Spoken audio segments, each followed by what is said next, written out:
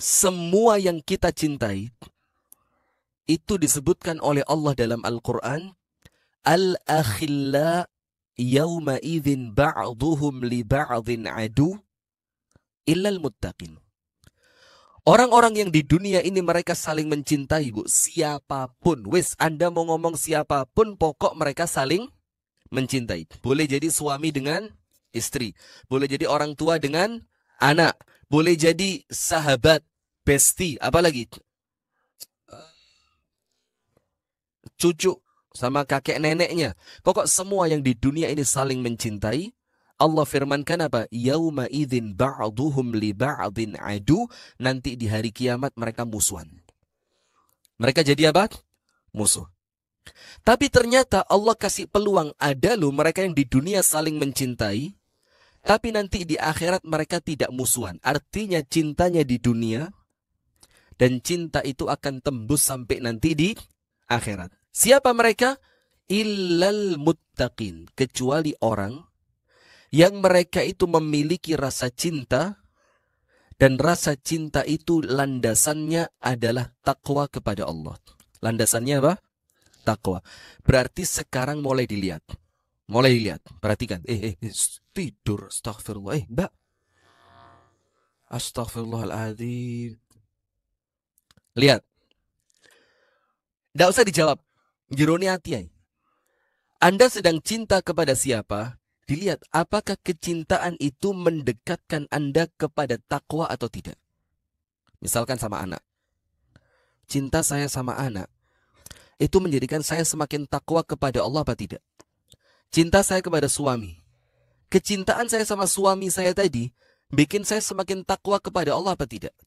Cinta saya kepada teman karib saya, bestie saya, sahabat saya, menjadikan saya semakin dekat kepada Allah atau tidak? Menjadikan ketakwaan saya semakin tebal atau semakin tipis? Kecintaan saya sama harta saya, apakah harta ini menjadikan saya semakin dekat kepada Allah atau tidak? Dan kalau jawabannya tidak, maka mulai dikoreksi. Jangan-jangan cinta ini cuma cinta dunia, tapi tidak mengantarkan saya meraih akhirat yang selamanya. Nah, maka yang pertama lihat dulu. Siapapun yang sekarang ini Anda cintai, entah suami, entah istri, entah anak, entah orang tua, entah pasangan hidup, atau apapun, kalau tidak mendekatkan Anda kepada Allah, kalau tidak memperkuat ketakwaan Anda kepada Allah, maka mulai dicoret. Seret, seret, seret, seret. Kenapa? Karena kita mau cinta ini menyelamatkan kita sampai akhirat. Sekarang itu poin pertama. Poin yang kedua, ketika orang salah menempatkan cintanya, Bu. Ketika orang itu salah menempatkan apa? Cinta. Kira-kira apa yang terjadi? Apa? Kecewa. Terus? Sedih. Terus?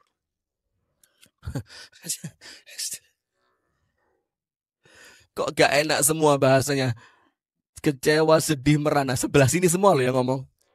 Anda lagi ada apa, Bu? Coba kasih mic, Anda kepengen curhat jangan-jangan ya? Kecewa, sedih, merana. Kok ngenes gitu loh, Bu. Tapi memang betul semua itu. Orang kalau salah menempatkan cintanya, apa yang terjadi? Pasti dia akan kecewa. Apa yang terjadi? Pasti dia akan semakin hari tidak semakin bahagia. Padahal cinta itu kan seharusnya menjadikan orang bahagia kan? Tapi kenapa dengan cinta ini kok dia semakin sedih, merana, bahkan tidak jarang yang sampai bunuh diri. Tapi lihat, kalau cintanya benar, disebutkan oleh Allah dalam Al-Quran, walladzina amanu asyaddu hubban lillah. Sementara kalau orang-orang itu iman, Bu. Iman di sini maksudnya apa sih? Dia tidak akan salah menempatkan cintanya. Ketika dia mencintai sesuatu, landasannya adalah keimanan kepada Allah. Ketika dia menyukai sesuatu, kesukaannya itu tidak akan mencoreng keimanannya. Maka Allah firmankan, walladzina amanu, orang yang iman, asyaddu hubban lillah. Tidak ada cinta yang lebih dia cintai, tidak ada cinta yang lebih besar yang masuk ke dalam hatinya kecuali cintanya kepada Allah. Sekarang, Anda tahu artis K-pop siapa namanya salah satunya? Jungkook. Jungkook itu yang setelah berdiri terus duduk itu namanya apa? Oh, Jongkook. Kalau Jungkook apa? BTS. Saya jujur saya tidak tahu saya. Jungkook wala BTS wala apa saya tidak tahu. Cuma kalau K-pop saya ya dengar K-pop itu yang artis Korea yang kemudian nyanyi sambil lari-lari itu. Joget apa lari itu? Dance. Sudah. Sekarang begini. Orang yang suka sama ini saya nggak ngomong mereka jelek enggak ya. Cuma saya akan ceritakan orang yang cinta sama artis K-pop siapa tadi? Jungkook. Jongkok. Sembarang lah, terserah Anda, sudah tidak penting nama itu ya. Sudah. Maka dalam kehidupannya terpengaruh apa enggak? Terpengaruh apa enggak? Sementara kalau terpengaruh dengan orang yang tidak iman, kira-kira akhiratnya baik apa buruk? Contoh gambaran yang gampang. Enggak usah kadoan Jungkook, enggak usah lah. Enggak usah. Kadang-kadang Jungkook Anda ngefans itu loh, Jungkooknya enggak kenal sama Anda. Ketika Anda ketemu di pinggiran bong itu Jungkook gini. Maaf loh ya. Setelah jujur aja, waktu artis Korea datang di bandara, ada perempuan muda pakai jilbab sampai pingsan, gak ditoleh blas. Artis Koreanya pakai kacamata, pakai headphone yang gede itu, sambil jalan gini toh. Yang sebelah sana teriak-teriak. Katanya dia apa? Ih, jembek. Percuma, jembek itu jijik. Ih, jijik. Gila nih katanya orang Koreanya. Nah, saya kasih contoh, Bu. Ketika kecintaan itu landasannya bukan keimanan, maka kecintaan itu akan memunculkan keburukan. Akan memunculkan apa? Keburukan. Kenapa? Dia salah meletakkan cintanya. Sekarang begini. Ada orang yang kemudian seperti Fir'aun, seperti Qorun, seperti Haman. Tahu semua kan? Fir'aun tahu kan? Fir'aun cinta kepada apa? Lah, jabatan. Qorun, harta. Haman, kedudukan. Ya sama, sekitaran itu. Ketika mereka mencintai semua itu, ending kehidupan mereka ya apa? Fir'aun ya apa? Tenggelam di lautan. Qorun, tenggelam. Buminya sama Allah diapain? Dibalik. Haman ikut tenggelam bersama Fir'aun di lautan. Kenapa? Karena mereka salah menempatkan cintanya. Mereka meletakkan cintanya bukan di balik keimanannya. Jadi standar yang menjadikan mereka itu mencintai sesuatu bukan karena keimanan. Maka Allah firmankan di sini, walladzina amanu. Yang pertama Allah sampaikan, hati-hati loh ya. Kalau kalian beriman, kalau kalian mengaku iman kepada Allah, iman kepada hari akhir, maka Allah kasih standar, walladzina amanu asyaddu hubban lillah. Tidak boleh ada yang dicintai mengalahkan kecintaannya kepada Allah. Sampai sini paham? Nah, berarti apapun yang Anda cintai tidak boleh mengalahkan cinta kepada siapa? Allah. Karena apa, Bu? Orang yang cinta sesuatu, dia akan diuji dengan apa yang dia cintai. Betul apa enggak? Apa contohnya? Begini. Saking cintanya dengan suami, meninggal lumayan. Diambil orang. Terus pokok saya ini lakukan apapun untuk suami saya. Wes pokok suami saya minta apa saya lakukan. Bahkan sempat nggak ngikutin di Instagram. Ada notaris yang terkenal, notaris titik-titik. Ternyata suaminya itu diam-diam nikah dengan perempuan lain. Ternyata suaminya itu menyukai perempuan yang nggak berjilbab, yang nggak pakai apa? Jilbab. Sampai si notaris itu rela melepas jilbabnya, rambutnya dicat merah. Ternyata suaminya nggak balik juga. Setelah pokok singkat cerita, lama-lama dia nyesel. Kenapa saya harus ikutin suami saya? Dalam keadaan suami saya nggak balik juga. Tahu notaris siapa? Rame di Instagram itu, viral dia. Nggak tahu. Serius? Anda ngelihatnya nggak mutu sih ya. Anda di Instagram ngelihatnya apa terus?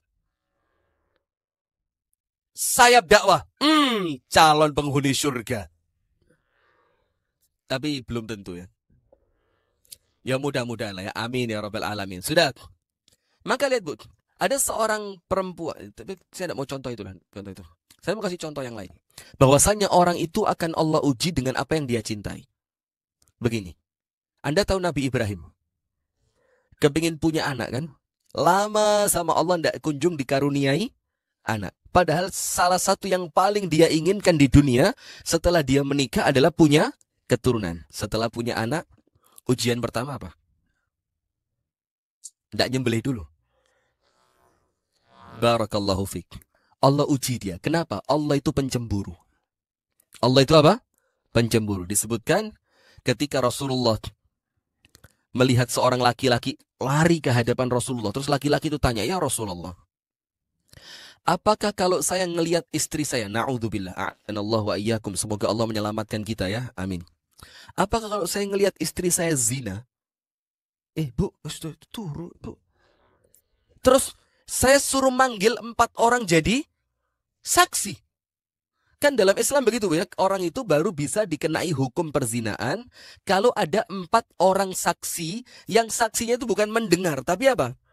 Melihat. Dan maaf loh ya, ngelihatnya Bu, bukan sekedar ngelihat keluar dari kamar bareng. Tapi ngelihatnya betul-betul ketika mereka sedang berzina. Na'udzubillah min syarri dzalik. Semoga Allah menyelamatkan mata kita dari keburukan. Amin. Sudah? Apa yang terjadi? Laki-laki tadi datang ke hadapan Rasul. Ya Rasul, saya lihat istri saya berzina. Kemudian saya panggil 3 orang yang lain untuk melihat. Baru istri saya bisa dibunuh, bisa dihukum. Dia bilang, la ya Rasulullah. Dah. Kalau saya, adribu unuqaha wa unuqahu. Saya tidak akan panggil orang. Saya langsung ambil pedang saya putus leher istri saya putus leher laki-lakinya. Dan Rasulullah apa? Tidak mengingkari itu. Bukan berarti Rasulullah membenarkan. Tapi karena Rasul tahu dia sedang dibutakan oleh cintanya. Maka Rasul bilang apa? Innahu yaghar. Laki-laki ini kata Rasulullah, dia sedang cemburu. Maka ketika dia mengucapkan yang seperti itu, pantas. Karena dia sedang diuji dengan perempuan yang paling dia cintai. Ternyata perempuan itu, maaf ya, tidak setia sama dia. Maka kata-kata dibilang, saya tidak akan panggil 3 orang. Yang saya lakukan apa? Saya bunuh. Maka cemburu itu bahaya. Dia bisa membutakan apa? Mata. Itu ketika dia salah meletakkan apa? Cintanya. Tapi sama Rasul tidak berhenti sampai situ. Hati-hati. Saya tidak mau ngomong cemburunya laki-laki itu. Saya mau ngomong tentang Allahnya. Biar kita tidak salah menempatkan cinta. Pokok ya Allah, tidak ada yang kami suka kecuali Engkau ya Allah. Tidak ada yang kami cintai kecuali Engkau ya Allah. Tidak ada yang kami lakukan kecuali mengharapkan ridho-Mu ya Allah. Itulah yang kita mau. Kemudian sama Rasul dilanjutkan. Apa Rasul lanjutkan di sana? Innahu yaghar. Laki-laki ini sedang apa? Cemburu. Wa ana, kata Rasulullah, dan saya aghyaru minhu. Lebih pencemburu dibanding dia. Saya apa? Lebih pencemburu dibanding dia. Terus Rasul tambahkan lagi, wallahu aghyaru minna, dan Allah yang paling pencemburu di antara kita. Maksudnya apa? Allah cemburu kalau ngelihat seorang hamba lebih mencintai istrinya dibandingkan kecintaannya kepada Allah. Lebih mencintai suaminya dibanding kecintaannya kepada Allah. Lebih mencintai anaknya dibanding kecintaannya kepada Allah. Lebih mencintai hartanya dibanding kecintaannya kepada Allah. Karena Allah tidak mau kita terjerumus, maka oleh Allah sesuatu yang kita cintai melebihi Allah, itu sama Allah dibikin ujian. Nabi Ibrahim. Saya dakwah. Pelan-pelan. Subscriber saya sudah banyak. Follower saya sudah turah-turah. Astagfirullah. Bu, astagfirullah. Allahu Akbar.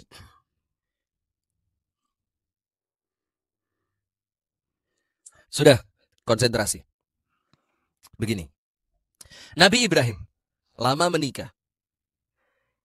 Sampai menikah yang kedua. Sampai kemudian dari pernikahan yang kedua, Allah beri apa yang dia cita-citakan, Allah kasih seorang anak. Namanya Nabi siapa? Ismail. Ujian pertamanya apa? Disuruh ninggal di mana? Di suatu tempat yang tidak ada air, tidak ada tanaman, tidak ada binatang. Dalam keadaan Allah tahu Ibrahim sangat cinta mati sama anaknya yang baru dilahirkan oleh istrinya tadi. Tapi karena itu perintah Allah, Allah tidak mau Ibrahim salah arah. Allah tidak mau seorang nabi ini kemudian salah langkah. Maka oleh Allah diselamatkan dari kecintaan yang salah. Dijauhkan. Dikasih apa, Bu? Ketika Siti Hajar dan Nabi Ismail ditinggalkan di Mekah tadi, yang tidak ada tanah, tidak ada air, tidak ada tanaman, tidak ada tumbuhan, tidak ada binatang, semuanya itu cuma dikasih satu kantong air dan satu kantong kurma. Satu kantong air dan satu kantong kurma. Sudah diantar sama Nabi Ibrahim. Setelah selesai, sama Nabi Ibrahim ditinggal. Belum jauh Nabi Ibrahim pergi, sama Siti Hajar diteriakin, "Ya Ibrahim, Allahu amaraka bihada." Apakah yang nyuruh kamu melakukan ini adalah Allah? Jadi coba lihat, Bu.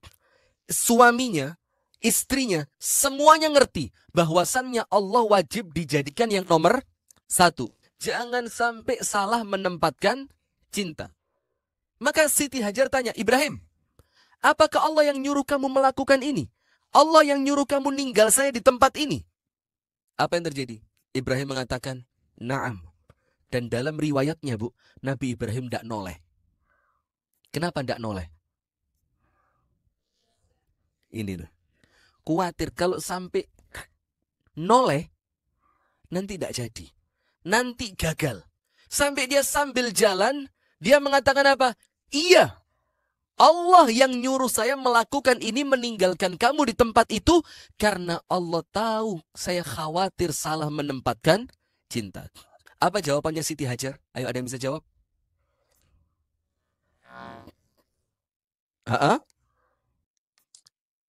Monggo. Nggak ada Siti Hajar kok monggo itu loh. Siti Hajar bukan orang Muntilan loh. Apa jawabannya Siti Hajar? Siti Hajar orang Arab loh, Bu. Nggak bisa bahasa Arab. Loh, Siti Hajar pinter kok. Nah, itu jawabannya. Apa kata Siti Hajar? "Idzan, kalau memang ini perintah Allah, ini nanti saya akan sampaikan untuk Anda, Bu, supaya ketika Anda pulang, Anda wis tala pasrah opo karepe Gusti Allah itu sing tak lakoni." Karena tidak ada cerita Allah itu nyuruh kecuali untuk kebaikan panjenengan. In ahsantum li anfusikum. Kalau panjenengan baik, baiknya untuk siapa? Wis ojo tolah-toleh, ndelok iki, ndelok iku. Pandangannya ini, pandangannya itu, like-nya ini, komennya ini. Enggak. Fokus kepada siapa? Allah. Tapi hati-hati sebaliknya. Wa in asa'tum falaha. Tapi kalau panjenengan jelek, jeleknya balik ke siapa? Diri sendiri. Sampai Allah firmankan, "Wa may yabkhal fa innama yabkhalu ala nafsi." Kalau panjenengan cetil apa? Oh, ngerti ya. Memang kalau bahasa yang jelek-jelek itu kayaknya wis umum di kalangan ibu-ibu ya. Maaf loh ya. Kalau Anda pelit, pada hakikatnya Anda sedang pelit untuk siapa sih? Diri sendiri. Jadi kalau Anda tidak mau sholat, itu tidak mau sholat bukan orang lain yang celaka. Bukan Allah yang kekuasaannya berkurang. Tapi buruknya untuk siapa? Kalau di waktu sholat duha, Anda lebih milih senam dibanding sholat duha. Itu Allah tidak rugi. Allah tidak rugi. Yang rugi siapa? Anda sendiri. Ketika waktunya sedekah, Anda malah tarik itu duit tidak disedekain. Allah tidak jadi miskin. Allah tetap maha kaya. Yang rugi siapa? Sip. Sekarang kita balik. Apa jawabannya Siti Hajar? Idzan, kalau begitu Ibrahim, lan yudayyi'anallahu abadan. Allah tidak akan mensia-siakan kita. Wis, Ibrahim, pergi yo kamu. Bahasa panjenengan tadi apa? Monggo. Wis, monggo Ibrahim, dilanjutkan saja. Biar saya di sini bersama siapa? Anak saya. Tidak berhenti sampai situ ceritanya. Ketika makanan itu mulai menipis, airnya mulai habis, Apa yang dilakukan Siti Hajar? Ikhtiar. Saya mau tanya, apa sih dibalik ikhtiarnya Siti Hajar itu? Padahal Siti Hajar tahu, di sebelah sana saya lari, kelihatannya kayak air. Loh kok ternyata? Bukan. Balik lagi, oh ternyata airnya di sebelah sana. Balik lagi, loh kok juga? Bukan. Loh, kok ternyata sampai bolak-balik yang sekarang menjadi sa'i antara sofa dan... Anda tahu enggak, apa sih hikmah terdalam dari semua itu?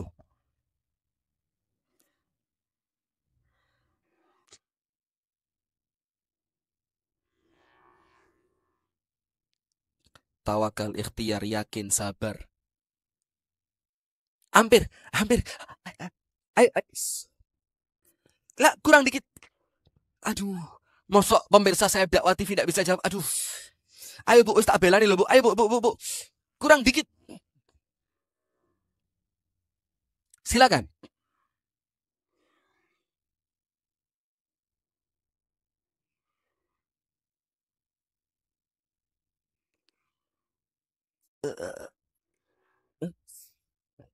Iya, saya paham sudah.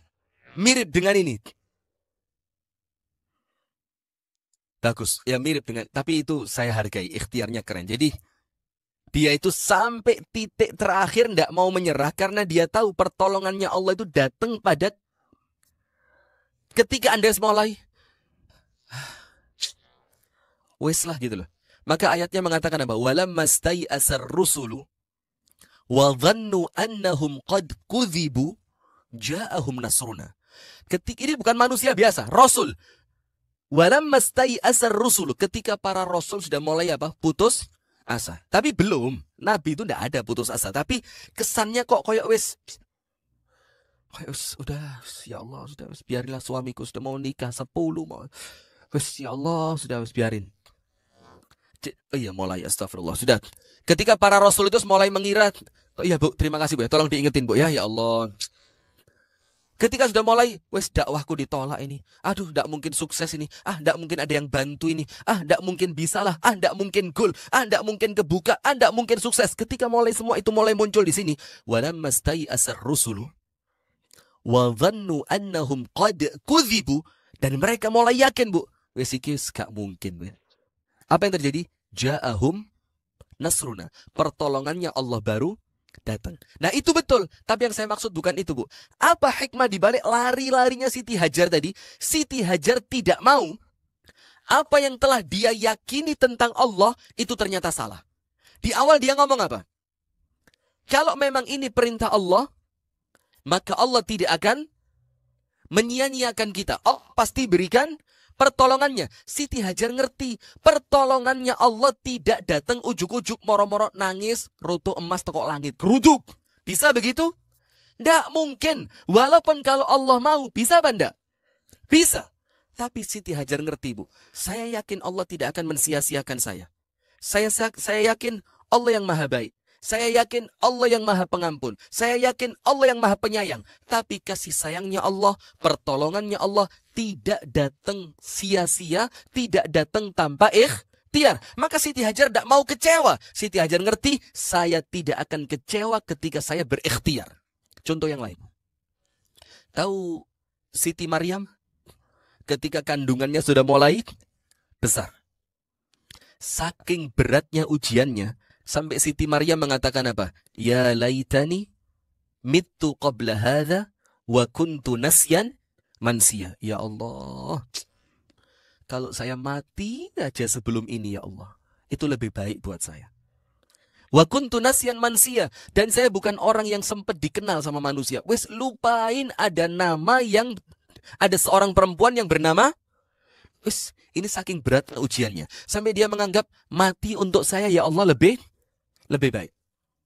Itu pun Bu, sama Allah disuruh apa? Wa huzzi ilaiki bijid'in nakhlati tusaqit 'alaiki rutaban janiyya. Maryam, doronglah pakai tanganmu pangkal pohon kurma ini. Tusaqit 'alaiki rutaban janiyya. Allah akan turunkan untukmu buah-buahan kurma yang masih segar, rutab, kurmamu muda. Maksudnya apa? Ini perempuan dalam keadaan lemah, lari dari kaumnya, dalam keadaan hamilnya sudah besar, wes kesakitan, wa aja'ahul makhot. Ini rasa sakit mau melahirkan, wes merusak pikirannya. Tetap sama Allah disuruh apa? Wa huzzi ilaiki bijid'in nakhla. Disuruh apa? Kerja. Disuruh ikhtiar. Kenapa? Karena Allah tunjukkan sama kita, tidak mungkin kebaikan itu datang kalau tidak diikhtiarkan. Tidak mungkin Anda pintar kalau tidak belajar. Tidak mungkin suami akan tenang di rumah kalau istrinya tidak ikhtiar. Tidak mungkin surga itu diraih kalau Anda tidak kerja keras. Tidak mungkin kesabaran itu Anda dapatkan kalau Anda tidak latihan sabar. Lihat, Siti Maryam hamil disuruh nyurung kurma. Kemudian Siti Hajar barusan melahirkan anaknya, ditinggal di tengah padang pasir. Karena apa? Karena Allah ingin menunjukkan sama kita, Allah tidak mau kita salah menempatkan cinta. Itu Nabi Ibrahim. Disuruh ninggal siapa? Anaknya. Sudah. Selesai. Setelah anaknya dewasa, umur sekitar 6 atau 7 atau 8 atau 10 tahun. Antara itu. Disuruh balik. Ketika balik, tiba-tiba suruh ngapain anaknya? Coba, kalau Anda Siti Hajar, Ibrahim yang betul aja loh ya. Baru lahir kok tinggal. Iki swayai rodok gede kate kok beleh. Kenapa ora aja nih? Nah, jadi ini kalau pikirannya siapa? Tapi ingat lagi. Kalau cintanya hanya untuk Allah, tidak mungkin salah. Balik Nabi Ibrahim. Ketemu sama Nabi Ismail. Yang Nabi Ismail itu sudah mulai ngerti berpikir. Maka dia ngomong. Ya bunayya, inni ara fil manami anni azbahuk. Fanzur madza tara. Nah, tadi malam saya mimpi. Ini ujian yang kedua. Ujian yang pertama, baru anak yang dinanti-nantikan dilahirkan, disuruh ninggal. Sekarang baru lagi ketemu, baru seneng lihat anaknya sudah mulai besar, bisa diajak jalan, bisa diajak ngomong, bisa diajak main bersama. Sama Allah dibilang apa? Inni ara fil manami anni azbahuk. Nah, saya tadi malam mimpi, dapat perintah dari Allah, saya disuruh apa? Disuruh apa? Nyembelih kamu. Ini kalau ngomongnya akal, Bu, tidak masuk akal. Tapi bahasanya bukan bahasa akal, ini bahasa apa? Iman. Maka Nabi Ibrahim sampaikan, Allah perintahkan kepadaku untuk menyembelihmu. Tapi ini Nabi Ibrahim tidak sembarangan. Fanzur madza tara. Nak, coba nak, bagaimana pendapatmu? Lihat, kalau dari awal sudah dididik menomor satukan cintanya Allah, tidak akan khawatir. Orang kalau dari awal cintanya kepada Allah, kehilangan harta tidak nangis, kehilangan anak tidak nangis, kehilangan suami tidak nangis, kehilangan istri tidak nangis, kehilangan orang tua tidak nangis. Tidak nangis di sini bukan berarti bukan meneteskan air mata loh ya, tapi dia tidak akan meratapi, tidak akan marah dengan takdirnya Allah karena dia tahu Allah itu yang paling cinta sama saya. Nabi Ayub tahu kan? Diuji sama Allah, ujiannya ya. Jangan langsung sakitnya. Nomor 1, hartanya ludes. Nomor 2, anaknya meninggal semuanya bareng. Anda bisa bayangin enggak ujiannya para nabi itu? Tapi ketika dia masih merasa memiliki Allah, cinta utamanya, dia tidak pernah takut dengan kehilangan dunia. Kenapa? Selama Allah masih sama saya, maka kehilangan apapun tidak jadi masalah. Coba, anaknya meninggal bareng. Hari berikutnya, istrinya meninggalkan dia semua. Sisa 1 orang istri. Hari berikutnya mulai sakit, kulitnya mulai melepuh. Sampai ending ceritanya, istrinya potong rambutnya. Rambutnya mau diapain? Mau dijual untuk beli apa? Makan. Makanannya untuk siapa? Ayub. Nabi Ayub tidak sampai hati. Sebelumnya istrinya ngomong, Ayub, gini loh Ayub, kamu kan, loh, kenapa? Udah terharu. Nggak usah nangis-nangisan lah. Kita mau seru-seruan aja ya. Ini istrinya ngomong, sebelumnya ngomong sama Ayub. Yub. Masuk Ayub ya. Ya apa? Mas. Beb. Nggak ada ya. Tambah kayak Saiton nanti. Ya namanya Ayub kok. Ya, Yub. Ini. Iya, ya, tadi sudah enak gitu ya. Rusak mana Anda sih, ya Allah. Ayub, kamu kan Nabi, Yub. Nabi kalau doakan sama Allah diterima. Kenapa kamu tidak minta sembuh? Ibu-ibu tahu kan jawabannya? Apa kata Ayub? Istahyaitu min Rabbi. Saya malu sama Allah. Malu. Dikasih sehat 80 tahun. Sakit baru 8 tahun. Masa sakit yang 8 tahun melupakan nikmat sehat selama 80 tahun? Nah, kata Ayub, istahyaitu min Rabbi. Saya malu sama Allah. Allah kasih semuanya banyak, ujiannya baru sebentar, kok minta sembuh. Dah. Akhirnya istrinya jual rambut segala macam. Ayub lihat, waduh, tidak tega saya ini. Ayub keluar dari rumahnya. Terus Ayub berdoa kepada Allah. Dengerin doanya, Bu. Wa ayyuba idh nada rabbahu. Dan Nabi Ayub ketika menyeru siapa? Allah, lihat, dia tidak salah menempatkan cinta. Cintanya bukan pada kesehatan, bukan pada kekayaan, bukan pada anak, bukan pada istri, bukan pada semuanya. Tapi cintanya pada siapa? Allah. Maka Allah katakan langsung, wa ayyuba. Dan ingatlah kamu kepada Nabi Ayub, idh nada rabbahu. Ketika dia menyeru siapa? Allah, lihat. Tidak ada yang dia seru selain Allah. Dia tidak curhat sama istrinya. Dia tidak curhat sama bestinya. Dia tidak curhat sama ininya. Sama ada. Yang dipanggil siapa? Allah. Karena dia tahu yang paling aku cintai Allah. Dan yang paling mencintaiku adalah Allah. Sampai ibu-ibu tahu kan? Hadis seorang ibu yang kehilangan anak. Ketika anaknya ketemu langsung digendong, diciumin. Rasulullah bilang apa? Allah lebih cinta kepada kalian dibanding cintanya ibu ini kepada anaknya. Tahu kan hadis itu? Berarti yang paling cinta kepada panjenengan siapa? Allah. Terus kalau Allah yang paling cinta, kenapa cintanya Anda diberikan kepada selain Allah? Hah? Ngejar like di Instagram. Anda follower Instagramnya berapa? Sombong ya, astagfirullahaladzim. Sudah, ngejar like, ngejar komen, ngejar apresiasi, ngejar pujian. Aduh, sudah lewat waktunya, Bu. Capek, nguber semua itu capek. Nggak ada hasilnya. Lo uang itu lo muji panjenengan. Apa Anda dikasih mobil Pajero? Enggak, paling oh Masya Allah, tabarakallah. Saya kok sampai derajat wis mulai dengar kata-kata itu serodok ngene, Bu. Bahkan di Malang sekarang, Malang ya. Enggak tahu Jawa Tengah saya enggak tahu. Bahkan di Malang sekarang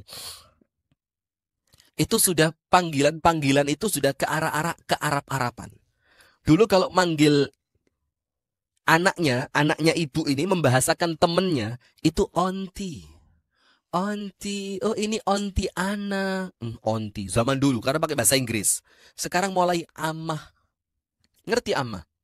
Amah itu bahasa Arab, tante. Ammati atau ammi. Ammi pamanku, ammati bibiku. Maka sekarang mulai berubah pakai amah Ana. Aduh, tak pikir salah. Bude-bude ae lah wis. Ndak usah amah kok ya ora pantes. Model face bude kok celukane ama. Kalau ama itu hidungnya agak panjang, kulitnya putih, meripate belok, itu dipanggil amah itu pantas, amati pantas. Tapi kalau rodok hidungnya minimalis, bibir itu yo bude ae lah ya, bude.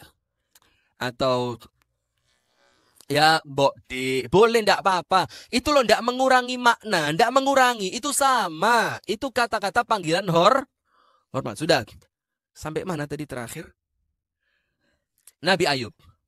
Allah firmankan apa? Wa ayyuba idh nada rabbahu. Ingatlah sama Ayub. Ketika Ayub itu ditimpa semua ujian, yang dipanggil siapa sama Nabi Ayub? Allah. Kenapa Nabi Ayub manggil Allah? Karena Nabi Ayub tahu, ya Allah, tidak ada yang aku cintai kecuali Engkau, ya Allah. Dan tidak ada yang mencintaiku melebihi cintamu kepadaku, ya Allah. Maka Nabi Ayub ngerti, ya manggil siapa? Allah. Apa kata Nabi Ayub? Wa ayyuba idh nada rabbahu anni massani yadhurru wa anta arhamur rahimin. Dia ngomong gini, ya Allah, anni aku ya Allah, massani yadhur, aku keserempet kesulitan ya Allah. Dia enggak ngomong saya terpukul, saya dijatuhi musibah besar. Enggak.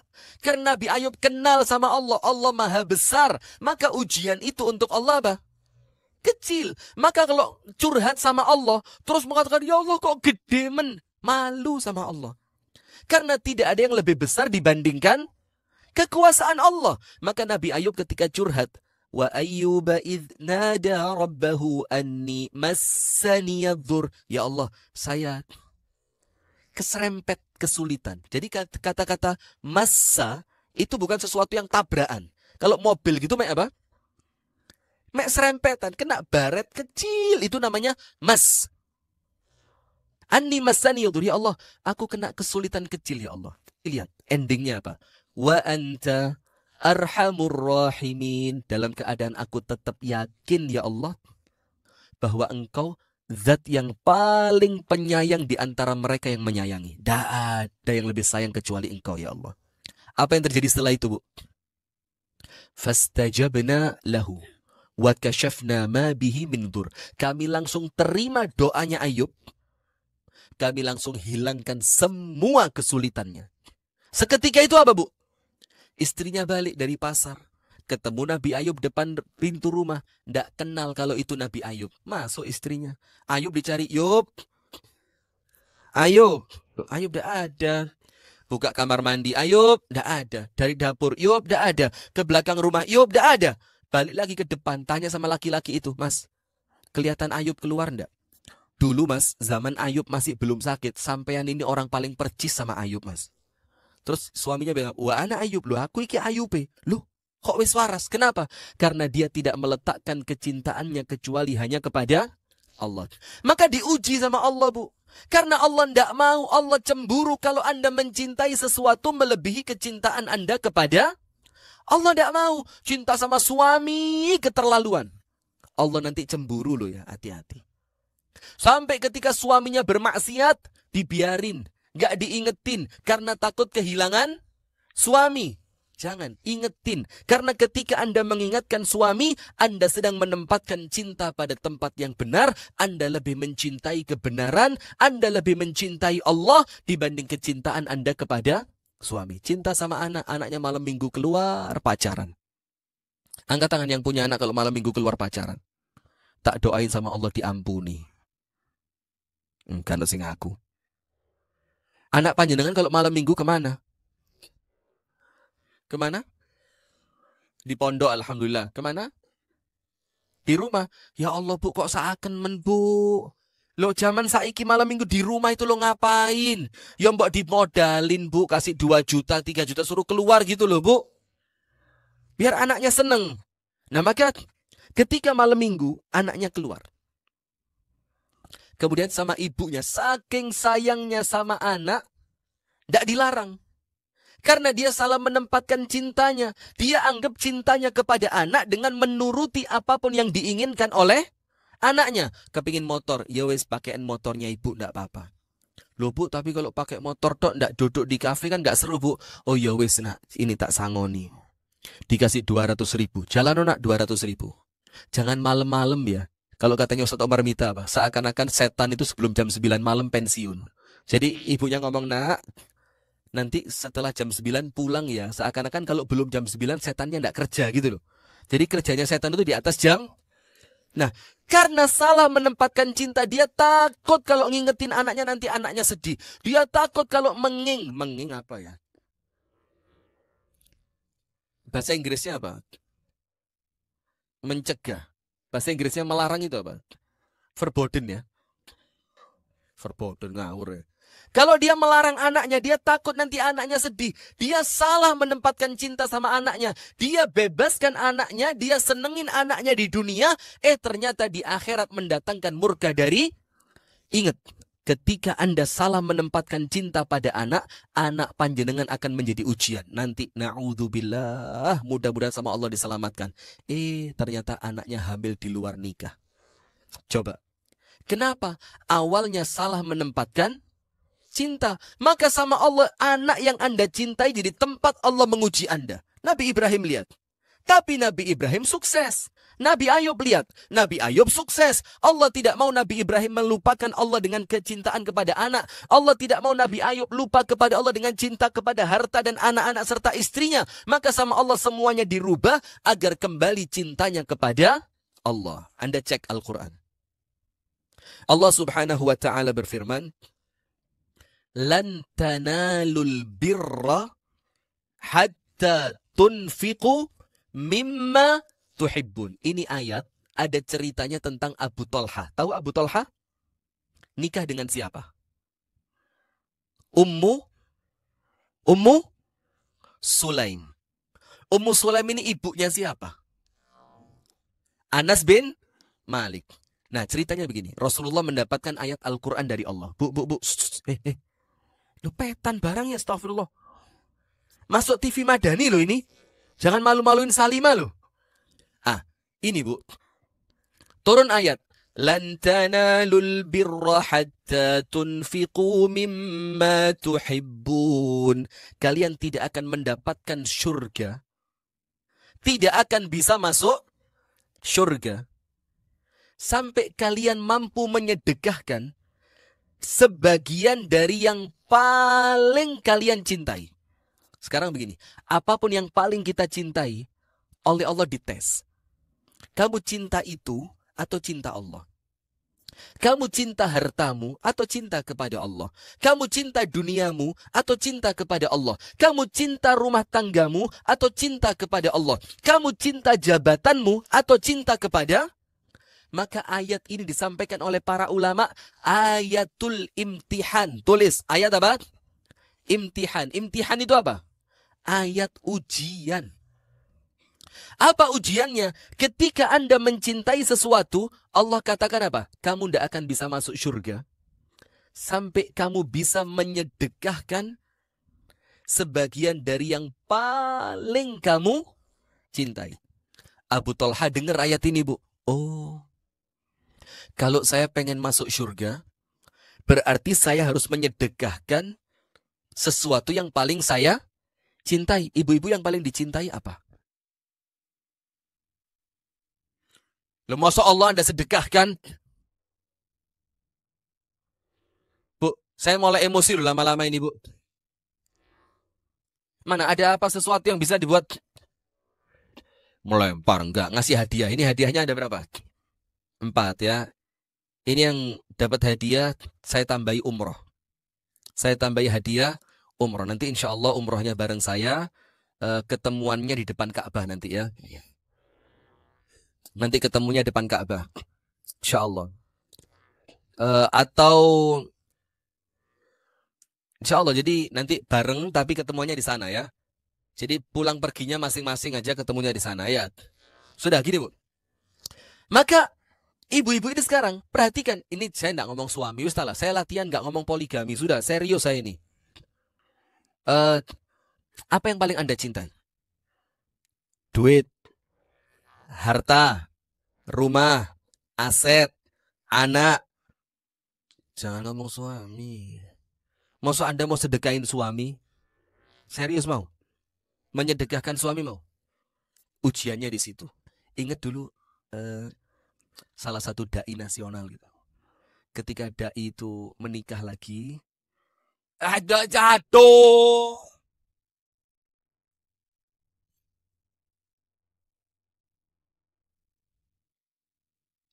Jangan nyebut nama.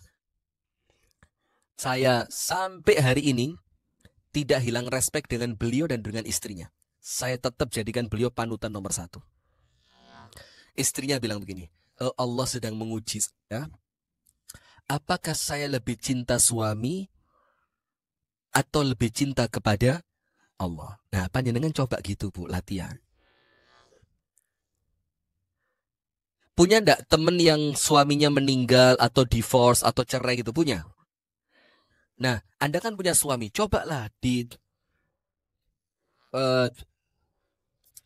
dikenalkan gitu. Mas.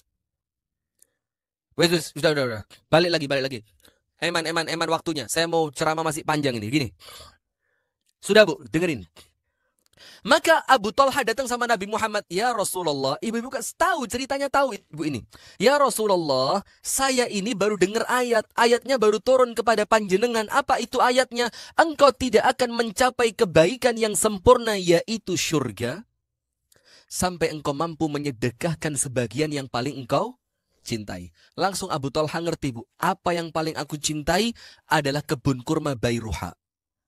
Kebun kurma yang di dalamnya ada sumber airnya.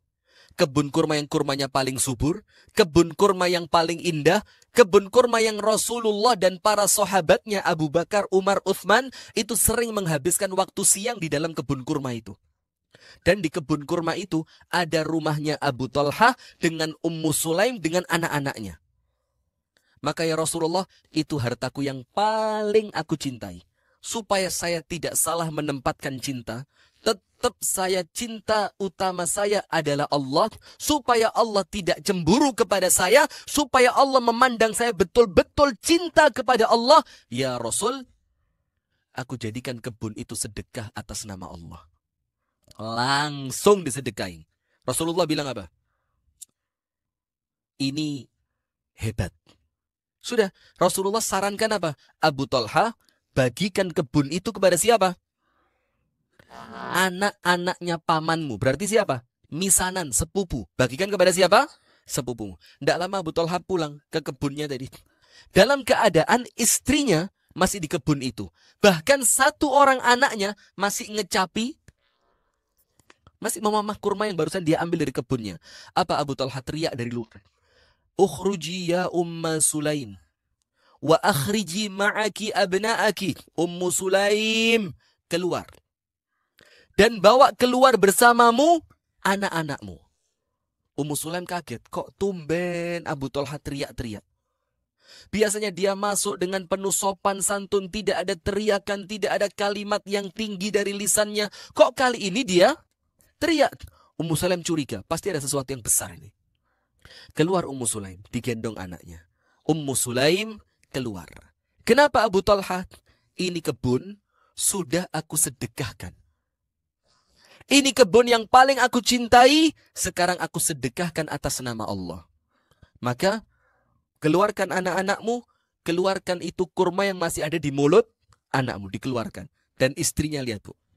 Kalau didikan dari awalnya cinta Allah, maka istri itu tidak akan kecewa dengan semua itu. Kenapa? Kembali ke belakang. Anda tahu kisah bagaimana Ummu Sulaim dilamar sama Abu Talha tahu? Bagaimana kisahnya? Ya? Ummu Sulaim ini perempuan cantik yang ditinggal pergi oleh suaminya. Wes anta beranta tidak tahu sampai dengar cerita suaminya meninggal dunia. Sudah, maka Abu Talha orang kafir yang paling kaya di zaman itu datang ngelamar Ummu Sulaim dengan ratusan ekor unta. Dengan perhiasan yang luar biasa. Datang kepada Ummu Sulaim, utusannya bilang, Ummu Sulaim lihat itu. Itu unta ratusan, itu perhiasan banyak, itu harta dagangan luar biasa melimpah. Semuanya untuk kamu. Kalau kamu mau menerima lamarannya siapa? Abu Talha. Apa kata Ummu Sulaim? Saya perempuan muslimah. Sementara Abu Talha masih kafir. Dan haram bagi saya menikahi Abu Talha. Balik kepada Abu Talha. Bilang sama dia, kalau dia mau masuk Islam, aku jadikan keislamannya sebagai maharku dan aku kembalikan semua hartanya. Coba, dari awal wis gak moto. Hah? Betul gak? Akhirnya dari awal seperti itu, ketika ending ceritanya, Abu Talha menyedekahkan harta terbaiknya, Ummu Sulaim protes nopo mboten? Protes apa enggak? Kenapa tidak protes? Karena dari awal dia menikahi Abu Talha bukan karena hartanya, bukan karena ketampanannya, tapi karena keislamannya. Maka dia meletakkan cintanya bukan pada manusianya, tapi pada Allah Subhanahu wa Ta'ala. Anda kalau cinta suami, Bu, tapi cintanya karena Allah, tidak akan pernah kecewa. Anda kalau cinta kepada anak, cintanya karena Allah, tidak akan pernah dikecewakan. Anda kalau cinta kepada harta, tapi harta ini Anda gunakan untuk Allah, maka Allah tidak akan menjadikan Anda kecewa pada harta itu. Kenapa? Karena tidak salah meletakkan cinta. Tetap Allah nomor satu. Abu Bakar ingat ceritanya? Ketika Rasulullah kumpulkan harta untuk berangkat perang, ternyata apa? Umar nyaingi Abu Bakar. Kata Umar, hari ini aku mau kalahkan siapa? Abu Bakar. Umar menyedekahkan berapa hartanya, Bu? Berapa, Bu? Astaghfirullahaladzim. Ketika Rasulullah mengumpulkan harta untuk perang, Umar datang. Ya Rasulullah, separuh harta saya untuk perang.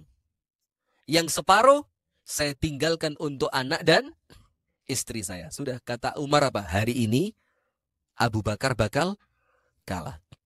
Sudah, maka nanti Anda lihat. Yang menjadikan Abu Bakar itu istimewa, Bu. Bukan sholatnya, bukan puasanya, bukan jihadnya. Tapi imannya. Lihat nanti, pelan-pelan. Rungokno, yang di pojok. Hati-hati loh ya, sendenan itu mulai lapuk tadi saya lihat itu. Itu tadi saya lihat panteknya itu mulai dimakan rayap itu, Bu. Saya khawatir panjenengan begini. Lama-lama jatuh nanti ya. Guyon. Sudah, saya tidak tahu, saya kok rodok lemes. Biasa Salimah cantik-cantik loh biasanya. Han ini kok gak ketok sing ayu. Sembunyi di mana? Mana? Pojokan. Langsung senyum loh beliau. Mana lagi? Pojok sebelah sana. Sama loh, sama cantiknya loh, Masya Allah. Astagfirullahaladzim. Istri saya ngelihat apa enggak ini? Oh enggak ada, aman-aman. Sudah Bu, dengerin. Abu Bakar datang. Umar wes GR, Bu. Ini Umar pasti menang, kata Umar. Abu Bakar hari ini pasti kalah. Ternyata Abu Bakar dengan tenangnya datang. Abu Bakar bilang apa? Ya Rasulullah, aku sedekahkan semuanya. Aku sedekahkan berapa? Semua. Umar kaget.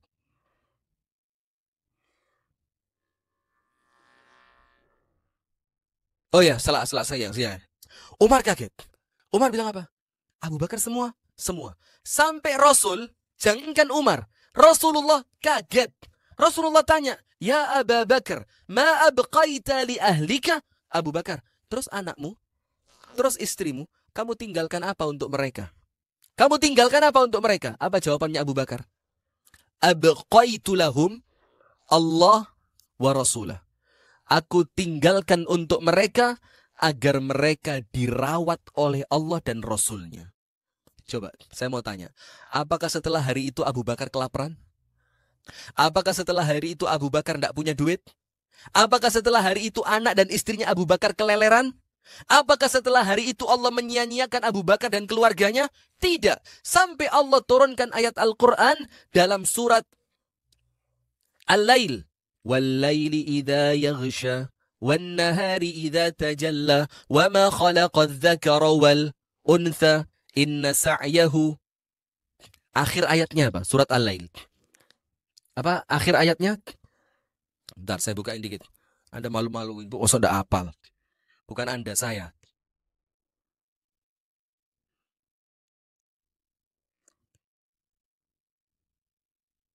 Anda lihat ayat-ayat terakhir. وَسَيُجَنَّبُهَا الْأَتْقَى الَّذِي يُؤْتِي مَالَهُ يَتَزَكَّى وَمَا لِأَحَدٍ عِنْدَهُ مِنْ نِعْمَةٍ تُجْزَى إِلَّا ابْتِغَاءَ وَجْهِ رَبِّهِ الْأَعْلَى وَلَسَوْفَ يَرْضَى. Apa kata Allah Ta'ala? Dan kami akan jauhkan dari api neraka itu. Siapa yang akan Allah jauhkan dari api neraka itu? Al-Atqa, orang yang bertakwa. Siapa mereka? Alladzi yu'ti malahu yatazakka, orang yang tidak pernah berhenti menyedekahkan hartanya dan mengeluarkan zakatnya untuk mensucikan harta.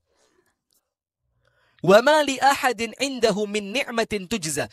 Tidak ada seorang pun dari harta itu yang dia harapkan balasannya. Tidak ada.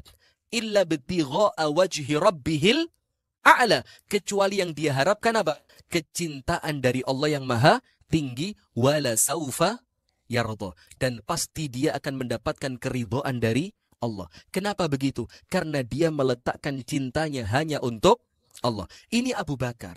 Nah sekarang kita kembali kepada Abu Talha. Setelah Abu Talha tadi menyedekahkan hartanya, Ummu Sulaim keluar. Diberitahu sama Abu Talha, Ummu Sulaim, ini tanah bukan lagi milik kita. Ini sudah saya sedekahkan. Ayo kamu keluar dan keluarkan pula siapa? Anak-anakmu. Terus bagaimana Ummu Sulaim? Itu kurma yang masih ada di mulut anakmu, apain? Keluarkan. Apa yang terjadi? Ucapannya Ummu Sulaim, Bakhin, dzalika malun rabih. Ummu Sulaim mengatakan, hebat suamiku. Top. Dzalika malun rabih. Ini loh perniagaanmu yang paling menguntungkan dunia sampai akhirat. Subhanallah, lihat. Karena dari awal dia meletakkan cintanya bukan pada harta, bukan pada ketampanan suaminya, bukan pada jabatan, bukan pada kendaraan, bukan pada rumah, bukan pada dunia, tapi dia meletakkan cintanya kepada Allah. Sekarang Anda buka Al-Quran pada surah Yunus. Surat apa? Yunus ayat 7 dan 8. Wes, ini terakhir. Singkat. Surat Yunus ayat 7 dan 8. Nanti di akhir saya akan sampaikan orang kalau salah meletakkan cintanya pasti kecewa. Pasti. Pasti apa? Kecewa. Maka nomor satukan Allah dan jadikan cinta Anda hanya untuk siapa? Allah. Allah Ta'ala berfirman, Innal ladzina la yarjuna liqa'ana. Surat apa? Yunus ayat berapa? 7 dan 8. Innal ladzina la yarjuna liqa'ana. Orang-orang yang tidak mengharapkan perjumpaan dengan kami. Maksudnya apa? Dia tidak mempersiapkan diri untuk kematiannya yang kelak akan berjumpa dengan Allah. Yauma yaqumun nasu li rabbil alamin. Ingat tuh ya ibu-ibu, panjenengan ini, saya, semuanya sama. Satu persatu bakal berdiri di hadapan Allah untuk mempertanggungjawabkan apa yang kita perbuat. Hati-hati, rasan-rasan. Ditanya sama Allah. Maitu apa? Maitu hasanah. Apa? Apa yang hasanah itu apa? Oh, mauidho hasanah. Kok maitu sih? Maitu. Terus apa? Adu domba. Terus apa? Fitnah. Terus apa? Bohong. Mbak, sampean dirasani. Mbak, sampean diomongi. Mbak, sampean dinyek. Mbak itu ingat.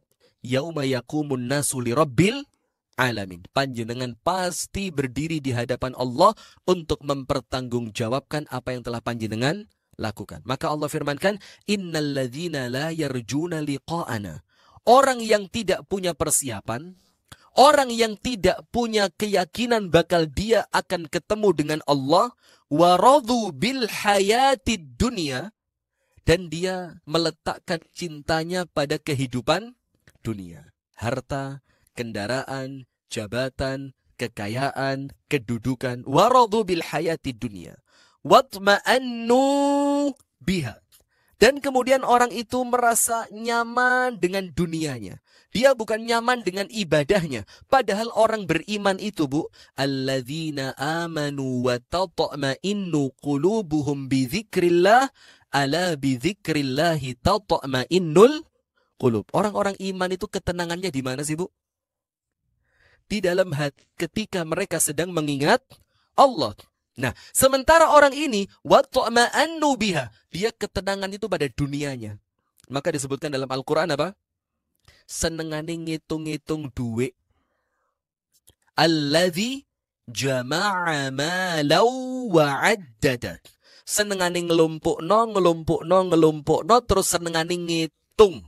Kecintaannya hanya pada dunia. Akhirnya sama Allah diazab. Diazabnya apa? Tidak bisa menikmati, mek iso ngelumpukno. Ada yang begitu? Kerja. Nggak pernah makan, nggak pernah istirahat, nggak pernah jalan-jalan, nggak pernah rekreasi, tiba-tiba. Nah. Na'udzubillah min dzalik. Nah, watma'annu biha. Dan mereka sudah tenang dengan dunia itu. Yang pertama, mereka tidak mengharapkan perjumpaan dengan Allah. Nomor 2, mereka sudah ridho dengan kehidupan dunia. Nomor 3, mereka sudah meletakkan kecintaan dan ketenangannya pada dunia. Walladzina hum an ayatina ghafilun. Orang seperti itu, Bu, tidak akan bisa diberi peringatan. Maka mereka setiap mendengarkan ayat Al-Quran mesti ghafilun. Ghafilun itu apa? Lalai. Krungu ayat, wis tahu. Dengar tausiah, podo koyok wingi. Diundang pengajian, ustate pancet. Pangga. The same ustad. In Inggris, pancet. Pancet itu panggah. Sama. Tetap. Similar. Same. Apalagi? Sami. Apalagi? Terus no, Mbak. Terus Mbak. Jangan berhenti Mbak. Ayo terus Mbak. Masya Allah. Ketika mereka mendengarkan ayat Quran, tidak tergerak. Kenapa? Karena itu bukan tempat mereka cinta. Karena mereka cintanya dunia. Ketika diingatkan akhirat, opo sih? Engko ai akhirat lek wis tuwek. Engko ai akhirat lek wis kate mati. Akhirnya mereka lalai. Apa Allah katakan? Ulaika ma'wahumun nar. Mereka itu tempatnya di mana? Di neraka. Bima kanu yaksibun. Karena apa? Karena apa yang telah mereka ikhtiarkan, karena apa yang telah mereka lakukan, akhirnya mereka oleh Allah diazab, dihukum di dalam api neraka. Sumber kesalahannya apa? Mereka meletakkan kecintaan mereka bukan pada Allah, tapi pada dunia. Sekarang tulis penutup oleh-oleh pulang. 3 sumber kekecewaan.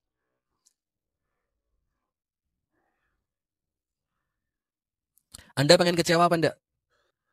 Pernah kecewa? Karena apa? Alah. Karena cinta kayak anak SMP aja. Oh dulu, ya bagus. Saya enggak berharap jawabannya itu loh, karena cinta. Yes, boleh lah. Yes. Pokok semuanya pernah kecewa ya. Saya pernah kecewa. Saya dulu, Bu. Enggak mau kuliah di Lipia itu, enggak mau. Saya bilang, apa sih Lipia itu? Karena saya sok pinter. Sombong. Mulai SMP, mulai SMA, itu saya juara. Pinter. Saya ikut les ini, ikut les itu, ikut pelatihan, wah macam-macam. Tujuan saya satu, pengen masuk fakultas astagfirullah, akuntansi ekonomi Universitas Brawijaya. Ternyata gak keterima, Bu. Saya pikir kecewa saya. Ternyata disuruh jadi ustadz sama Allah. Ya Allah. Akhirnya ketemu ini. Alhamdulillah, mudah yang terbaik. Amin ya Rabbal. Saya pernah kecewa. Istri saya pernah kecewa sama saya. Kecewa sampai delosor dia. Serius, Bu. Sampai malam-malam itu dia di kamar bukan kamar mandi, di dapur itu selemes ini. Saya lihat. Langsung saya getun, ya Allah, kok saya giniin istri saya. Saya suruh masuk kamar mandi, saya suruh wudhu, saya suruh sholat. Wis. Sholat dulu, nanti saya jelasin semua. Setelah sholat mulai tenang, saya nggak jadi jelasin. Oh, tenang kok. Buat apa? Tapi intinya itu, Bos. Semua orang pasti pernah apa? Kecewa. Dan ingat, tidak ada sumber kekecewaan kecuali salah satu di antara 3. Tulis. Tidak ada sumber kekecewaan kecuali satu di antara 3.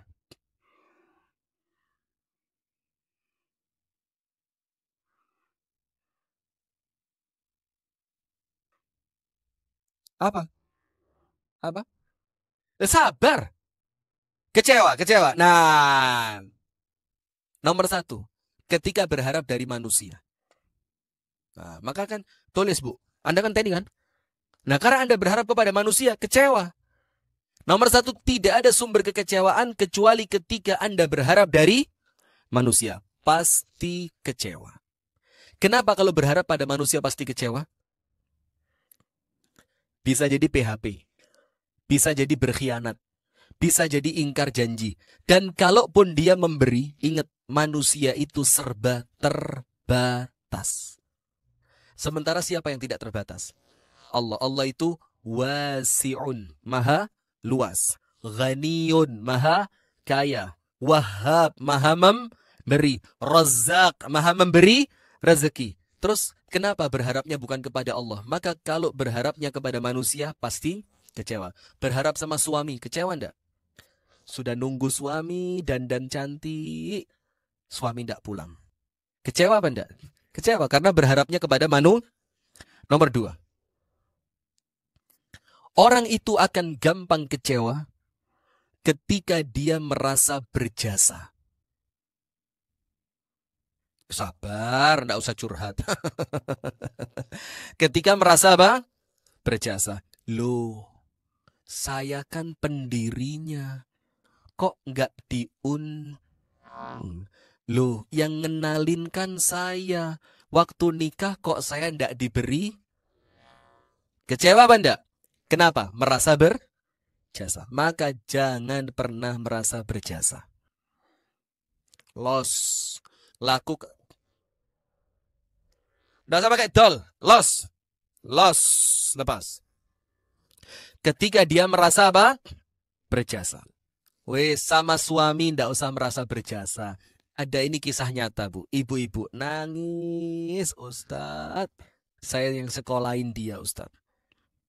Saya yang membiayain dia, Ustadz. Setelah nikah, Ustadz ndak pernah pulang ke rumah saya. Kenapa? Merasa Maka yang ikhlas. Lakukan semuanya karena Allah. Anda tidak akan kecewa.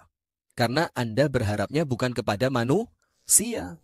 Nah, itu tadi ada kaitannya dengan salah meletakkan harapan, salah meletakkan cinta. Nomor 3. Kenapa manusia gampang kecewa? Anda kok serius sekali sih, Bu? Sing tenang, Bu, gak sok. Santai ya. Nomor 1, karena dia berharap kepada manusia yang terbatas. Nomor 2, karena dia merasa Nomor 3, karena dia lupa ada kehidupan akhirat. Karena dia lupa ada kehidupan akhirat. Sehingga ketika tidak mendapatkan di dunia, dia kecewa. Padahal kadang-kadang Allah menunda memberikan di dunia supaya Allah beri untuk Anda di akhirat. Apa dalilnya? Orang yang berdoa sama Allah pasti diijabah enggak? Pasti. Cara mengijabahnya salah satu di antara 3. Nomor 1. Kalau Allah lihat Anda lebih baik, langsung dikasih. Nomor 2, kalau Allah lihat kalau dikasih Anda jadi tidak baik, maka Allah tunda dikasihnya nanti di mana? Di akhirat. Atau yang ketiga, Allah hindarkan Anda dari musibah. Berarti salah satu cara Allah mengabulkan doa yang Anda minta di dunia, Allah tidak kasih dunia. Allah kasihnya nanti di mana? Nah, kalau Anda berharap hanya dunia, Anda lupa dengan kehidupan akhirat, Anda akan kecewa. Loh, wis sholat kok gak suge? Loh, duhane lo gak mek 2 rakaat. Sholat duhaku 2234 rakaat. Kok tetap melah? Kenapa? Karena Anda lupa ada kehidupan akhirat. Maka termasuk kalau Anda dizolimi orang, terus Anda lihat orang yang zolim tetap sehat, tetap kaya, tetap bahagia. Anda akan kecewa kalau mikirnya Anda cuma dunia. Anda lupa, tidak akan orang itu luput dari hukuman Allah kelak di akhirat. Maka telu ini, Bu. Kalau Anda salah posisi, setiap hari Anda akan kecewa. Maka nomor 1 ingat, jangan berharap kepada manusia, nanti kecewa. Nomor 2, jangan pernah merasa berjasa. Saya dulu yang ngenalin, saya dulu yang modalin, saya dulu yang masukin, itu dulu yang merintis saya. Setelah saya tua, yang ketiga, jangan sampai lupa adanya kehidupan akhirat. Karena kalau hidupnya cuma mikirnya dunia, ingat, tidak semua balasan dari Allah itu diberi di mana? Di dunia. Sekarang lihat, Bu, dunia itu di mata Allah ada artinya enggak? Ada nilainya enggak? Mbak. Skincare mahal atau murah? Perlu duit. Mau duit? Tolong Mas Arif. Oh, ketinggalan, alhamdulillah. Nggak usah Mas Arif, biarin. Gini, Bu. Kecewa kan? Itu tadi berharap sama manusia, Garai. Coba berharap sama Allah, tidak akan kecewa. Gini, Bu.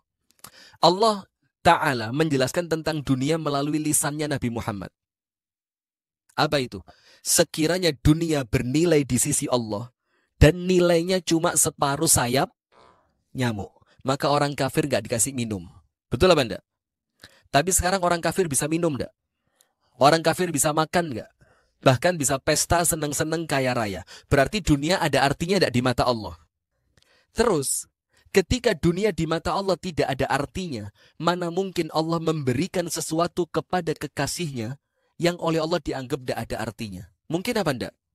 Tidak mungkin. Berarti orang yang dicintai oleh Allah tidak harus dikasih dunia. Karena Allah ngelihat dunia apa? Dunia ini tidak ada artinya. Dunia tidak ada nilainya. Kamu saya cintai, kamu saya sayangi, kamu saya muliakan. Maka kamu saya beri bukan dunia tapi akhirat. Bukti gampangnya apa? Nabi Muhammad ketika diboikot istrinya, tidurnya di mana? Di kamar, kamarnya kecil, alasnya apa? Pelepah kurma. Ketika Umar masuk, Umar nangis enggak? Nangis, ya Rasulullah, itu loh Raja Kaisar, Raja Persia, Raja Romawi, ya Rasul. Tidurnya kasurnya empuk, berlapiskan sutra. Entah sutra tebal ataupun sutra yang tipis. Wa anta tanamu 'alal hasir, sementara engkau tidurnya di atas pelepah kurma. Nangis Umar, Bu. Karena dia salah meletakkan cinta. Cintanya bukan akhirat tapi dunia. Maka sama Rasul diluruskan. Apa kata Rasul? Ya Umar, waihak, celaka kamu Umar. Atardo an takuna lahumud dunya walanal akhirah? Bukankah kamu ridho Umar? Biarkan dunia untuk mereka, sementara akhirat Allah berikan untuk kita. Nah ini loh, biar tidak salah meletakkan cinta. Letakkan cinta kita untuk Allah, untuk negeri akhirat. Soron dunya, Bu, tidak ada artinya. Melarat dunia tidak ada artinya. Sakit dunia tidak ada artinya. Selama soron donyo, melarat donyo, loron donyo mengantarkan Anda untuk mendapatkan kemuliaan selama-lamanya di negeri akhirat. Barakallahu fikum. Itu yang dapat saya sampaikan. Semoga ada manfaatnya. Kami kembalikan kepada MC-nya. Silakan.